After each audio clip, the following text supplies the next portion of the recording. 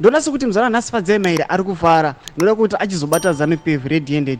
Noda kuti pane skando yakaitika ayo kuna ED Mnangagwa kusva moziva kuti aiwa kuSouth Africa Cyril Ramaphosa akaelectwa back to be the president of South Africa. Sa ED Mnangagwa anonyorera tsamba achimcongratulata kuti aiwa wapinda waelectwa back kuti uyo president weSouth Africa. Sandapinda puskando yakazoitika mutsamba inoti bva subscribe like out on the bell icon. Sizvamuri kuona mutsamba iyi structure yayo yanomira zvakanaka zvaro Fadzemaire afare. Noda kuti abva nyatsona ZANU-PF hapana kwatiri kuenda. Noda kuti tsamba iyi inonyogwa first letter, first address yobva nyogwa tsamba yacho, yobva second address yobva yazonzi signature kwekupedzisira. Asi vanhu munozwa structure yetsamba business letter inonzi tuma addresses kumusoro tsamba and then wozosaina. Sanoyanyora achiti, does this team take its job seriously? Number 1, invest in a proper letterhead in color, get presidential seal, scan the document straight.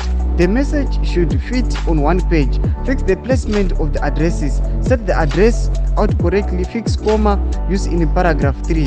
Strengthen strong bonds.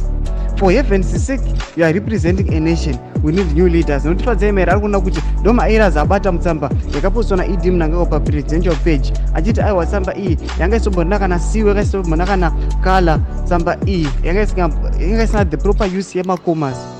Achiti aiwa munofana kuziva kuti you are representing a nation. Achiti aiwa vanhu vanoshandira ED Mnangagwa ndo vari wrong because ndo vari kusvibisa zita rake. Saka chingotudze mafungiro enyu muri kudii pamusoro pemashoko awa. Aiwa zvayanzi kuoneka kuti muZimbabwe pachiri nebasa guru. Pinda comment section medu mutudze mafungiro enyu. Sana subscribe kulike, turn on the bell.